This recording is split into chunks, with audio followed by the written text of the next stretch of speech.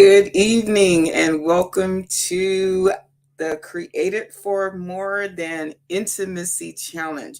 My name is Yolando and I'm so glad that you are here with me. And I just want to make sure that you guys are really tuning in and are really, getting value out of this. Created for More Than is our mission is to empower people to be healthy, healed, and whole. And so for the month of February, I am doing an intimacy challenge. And I want every Monday I will be doing a live stream, but then every day I am doing a little short, anywhere from 1 to 3 minute video that explains the challenge for the day. And I want to encourage you guys. I've really gotten some good feedback that people are enjoying the challenges and really kind of didn't understand, how intimacy was really connected with some of the challenges that have been presented. So I want to encourage you all to please make sure you check the videos either on my Facebook page or on TikTok. I am doing it on TikTok and also on Instagram. So if you can check the challenges for the day, then make sure you are participating and also sharing your experiences. Like I said, the videos as far as live stream will only be on Mondays. If you are finding value in the information that's being presented, I ask that you please continue to like, to share, to comment, to engage in the conversation, because the feedback helps me to make sure that I am on the right track. If you're watching this live, put an L for live. And if it's a replay, put R for replay, and make sure that you comment even on the replay. And also, whether you're on Facebook or Instagram or YouTube, make sure that you check your notifications or set your notifications to all. That way, anytime that I go live, you guys will get your notification. And if you want to support, I ask that you go over to my YouTube channels, Created for More Than, under my name, Yolanda Cooksey, and subscribe, and let's build community. I want to start tonight by reiterating the purpose of the Intimacy Challenge, because sometimes people is like, well, what is Intimacy Challenge about? Well, the goal was about discovering the keys to fostering deep and meaningful connections in our lives. You see, unfortunately, this is something that we're not necessarily taught or has been modeled before us. However, we can change. It said, when you know better, you do better. So we can build those healthy and lasting relationships if we just put in the work. So whether you're seeking to enhance your relationships with a loved one, or connect more deeply with yourself, and or strengthen your spiritual bond with a higher power, for me, he's God, this challenge is for you. This challenge is designed to provide you with practical tools and steps, and insights to help you achieve just that.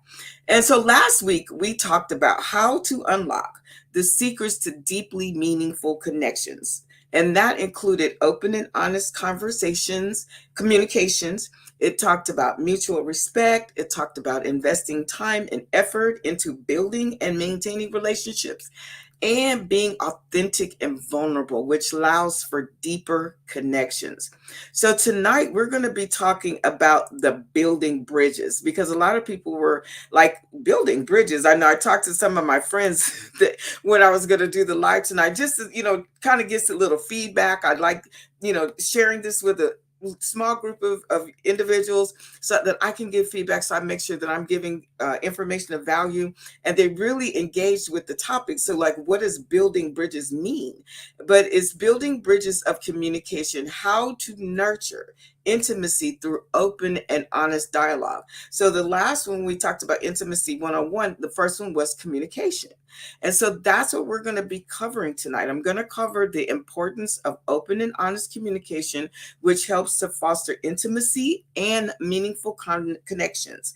Also, I'm going to talk about, well, how do you actively engage in a dialogue which creates a safe space for vulnerability? Because it's like, a lot of times we're saying, oh, well, this is what you do, but you really don't give any practical steps of how to do that. So that's what we're going to be talking about tonight.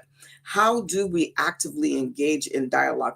How do we create a space where we can be vulnerable, where our emotions can really be set free and not stuffed down, into a bottle and kept hidden?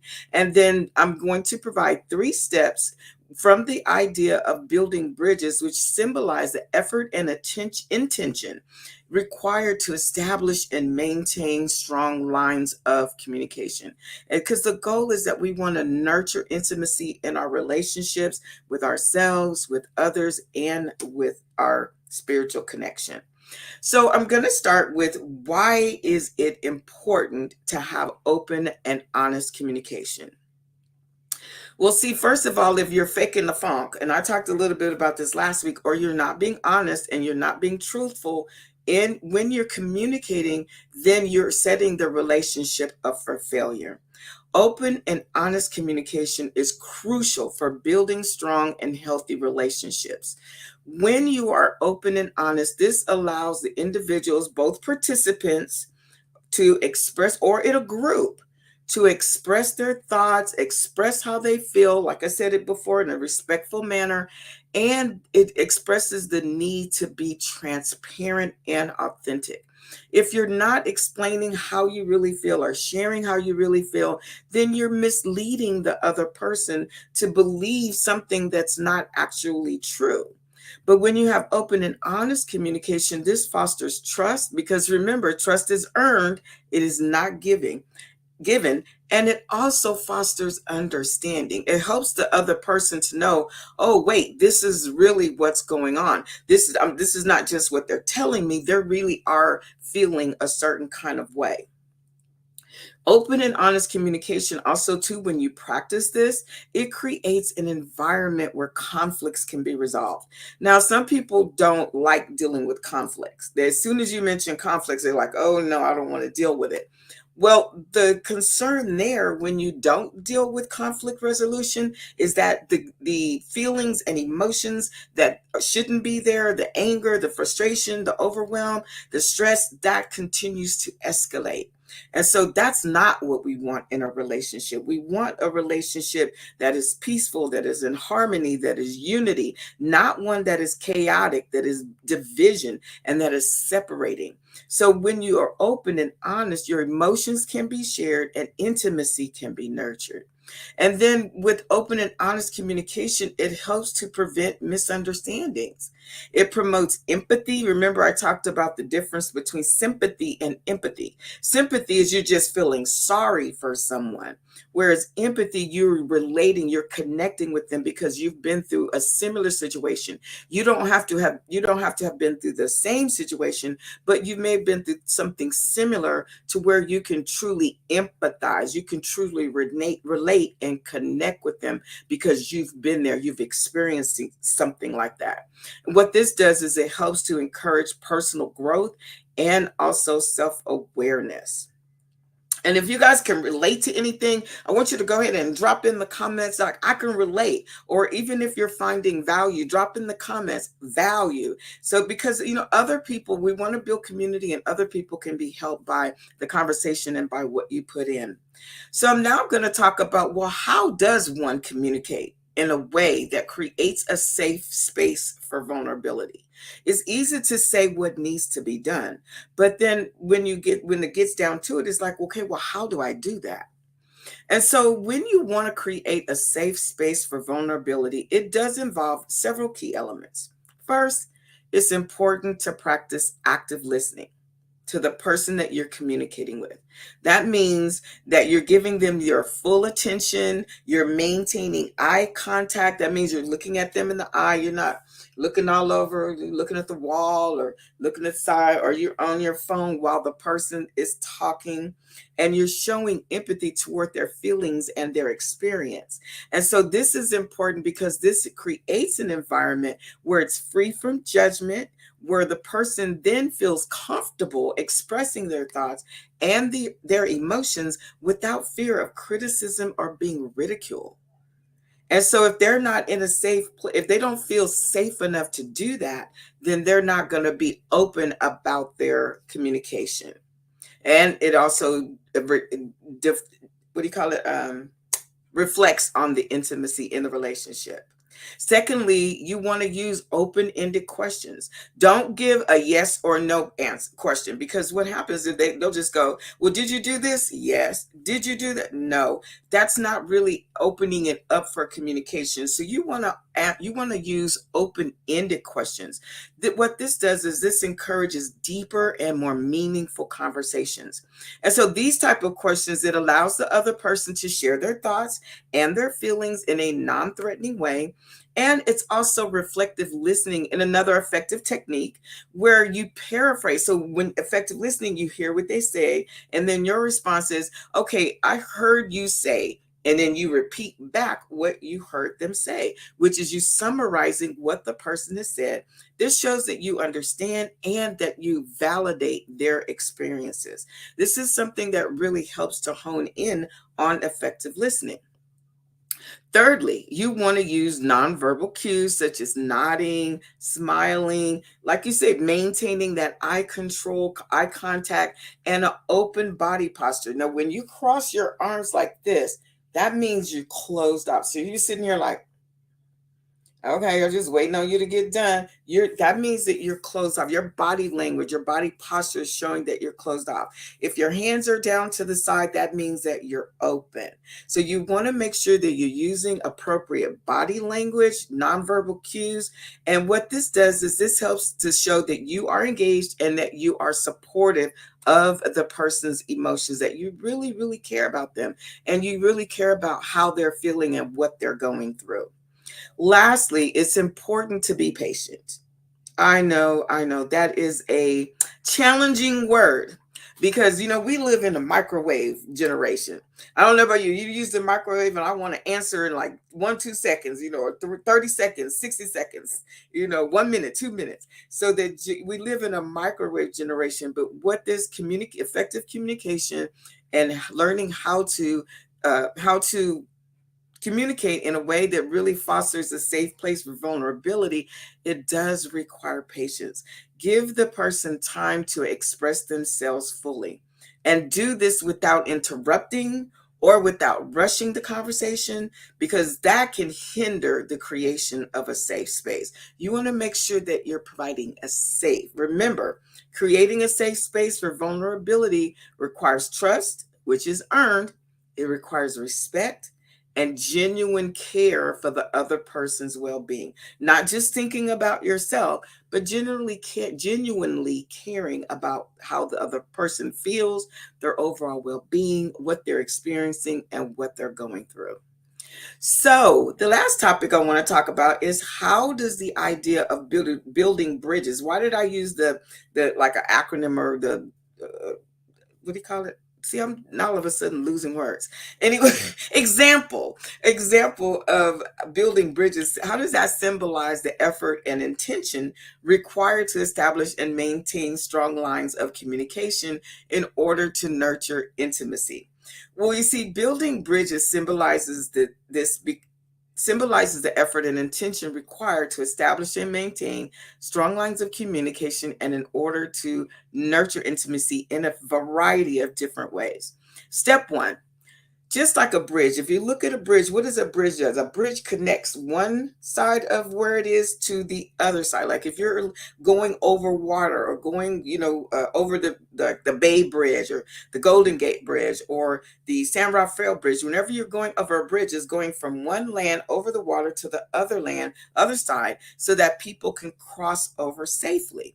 And so it connects two separate entities. Building bridges in communication works the same way. It involves connecting individuals, or, like I said, groups who may have different perspectives and experiences. All of us have different experiences in life. Your experience may not be the same as my experience. And so, because of that, the communication, you want to connect the two separate entities. This does require a willingness to understand and to, like I said, empathize with others, not have sympathy for them, but really empathize, as well as a commitment to finding a common ground. Like, where do you guys have, some similarities in your relationship? We're all going to be different. They always say opposites attract.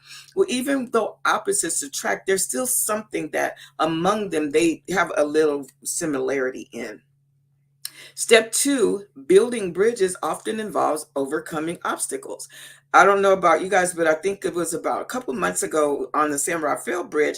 I guess there was an earthquake and they needed to do some restructuring on the bridge. And so part of the obstacle was how do they make the repairs on the bridge while keeping the bridge open for people to cross from one side to the other? That's an obstacle. That was a barrier, but they worked it out. Well, in communications, you also have obstacles and barriers. So, just like a bridge that needs to be built over a river or a valley, establishing those long, strong lines of communication requires addressing and resolving conflict. You can't ignore it. You can't act like it doesn't exist. You can't hope that it'll go away. You got to deal with the conflict. You have to deal with any misunderstandings because my perspective or the other person's perspective may be different than your perspective. And just because you have two different perspectives doesn't mean that either one is right or wrong, but it can create misunderstandings if those involved in the relationship are not willing to take a look at that.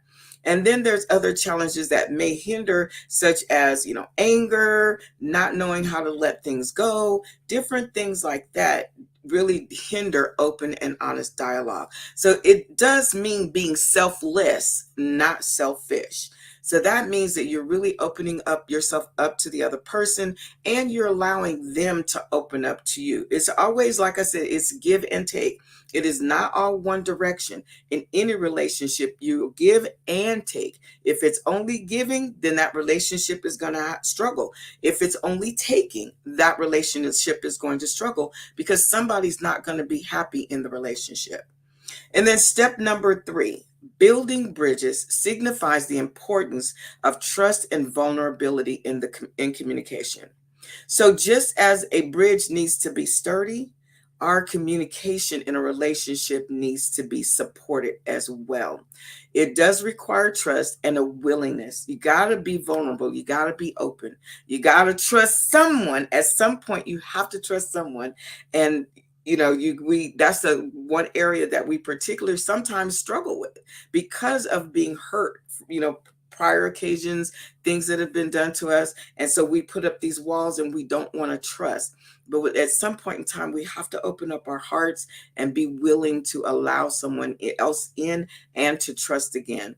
This means that being open and honest about how you're thinking. First of all, be real with God because God already knows. Second of all, be real with yourself because you can't lie to you. You take you with you wherever you go. You can't lie to you. And then third, be open and honest with the other persons with how you're feeling. You want to develop an ability to create a safe space where not only others feel comfortable, but you feel comfortable. And so, overall, building the bridges symbolizes the efforts and the intention required to establish and maintain strong lines of communication. And this applies to whether it's your business life, whether it's your work life, whether it's your home life, or whether you're in a relationship, your friendships, your family. This applies to all relationships.